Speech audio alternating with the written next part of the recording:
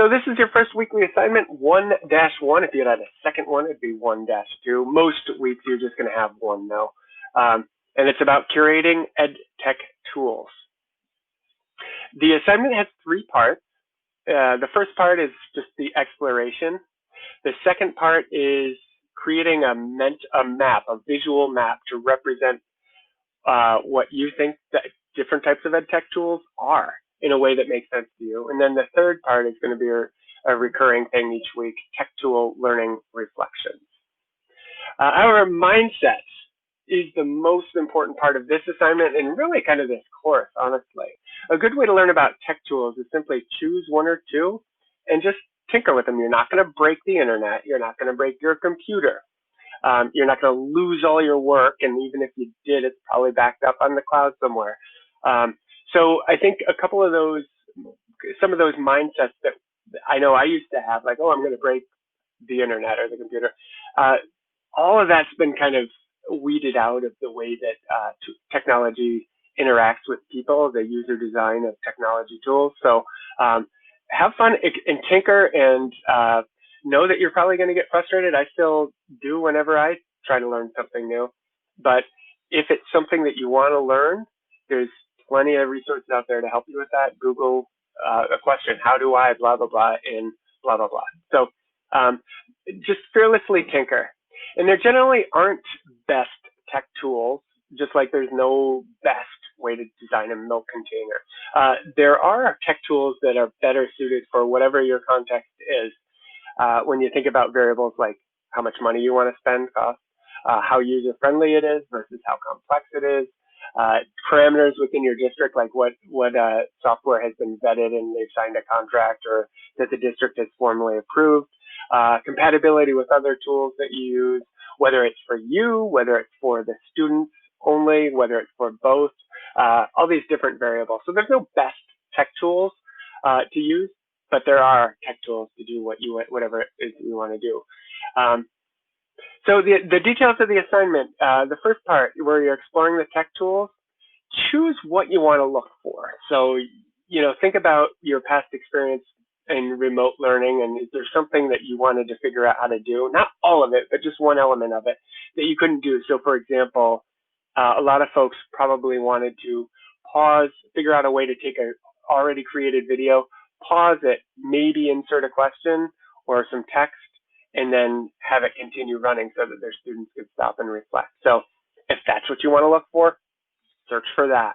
And what you're going to do is, it is important that you choose one tech tool and let me know what it is, because otherwise it's just this overwhelming battle of stuff that you're going to come across. So looking for something can be super helpful. So just have something in mind. Hopefully it's something that you sincerely want to learn more about it. And for each of these sites down here, spend at least 5 to 10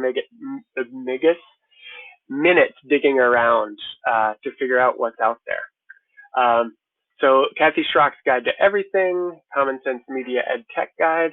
Folks might not know that they do that, but in fact they do. Most folks know them for their movie reviews. Linda Hull's No Registration Tool. So these are tools that you don't have to register for, which can be helpful in schools.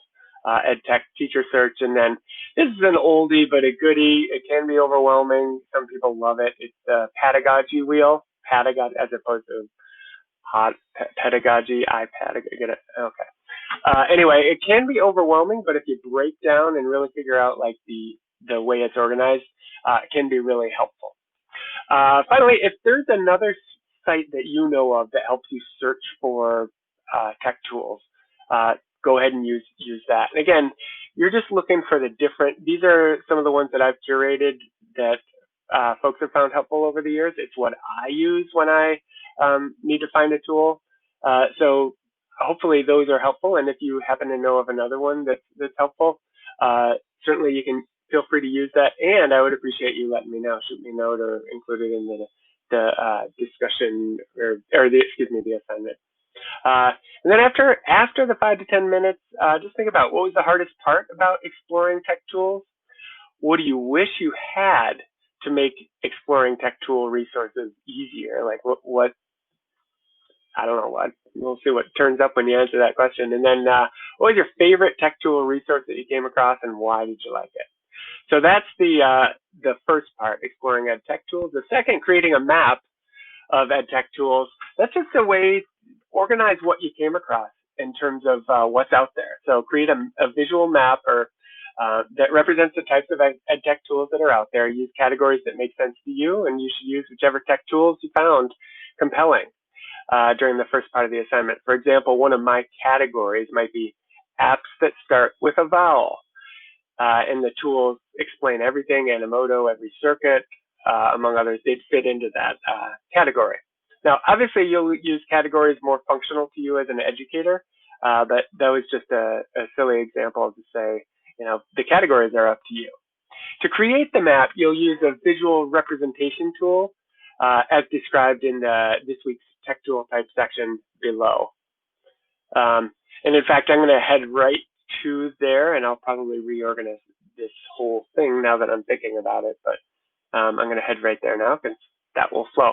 So this week's category of tech tool, visual representation tools, kind of squishier than most weeks' categories. Broadly speaking, you're looking for a tech tool that allows you to synthesize ideas and their relationships graphically or visually. So examples include MindMeister, Lucidchart, and MindMap. Those are really designed for mind mapping, but can do all kinds of stuff. Other stuff, infographic tools include things like Padlet, Canva easily, and Adobe Spark. Personally, I love Lucidchart, but you need to find a tool that works well for you and your context. This part of the assignment should be either a PDF that's coupled with your answers above, an image if you need to, or as a link. So like I could share a link to many of these, like a Lucidchart diagram that I created. I could share a link, just like you can share a link to a document. But if you do share in whatever tool that you use, just make sure you have access, either edit access to anyone who has a link, or specifically to me, you can share. And generally, this email address works better than the UNH one, because UNH one has a couple of restrictions on it. So if you are going to submit as a link, just make sure that I have access to it. I have created a couple, shared a couple examples of what I mean by visualization representation tools. So this is, I'm really proud of this, the perfect flowchart. And then this is, you've seen this is also created, visual representation, and then here's another example. So that's kind of the idea that I'm talking about in terms of visual representation tools. The last bit that you're going to do is your learning reflections, and in any form of expression. And so you can write it, you can talk and record it. You could overdub or lip sync anything by truly legendary crooners, Billy Ocean, Barry Manilow, or if you know someone even more legendary, or probably not realistic to be more legendary than Billy Ocean or Barry Manilow, but perhaps equally or almost as legendary as those two, feel free to use that as your artist. But respond to the following two prompts. In one sentence and one sentence only, what's one significant thing you learned this week? Significant meaning what's one thing that kind of pops to your brain when I ask that, when you think about that question. And then second, what tech tools do you want to make sure you learn about this semester, and how will you use them? And so that's the assignment. If you have any questions, please ask, and reach out to me, text or email, and I'll get back to you as soon as I can.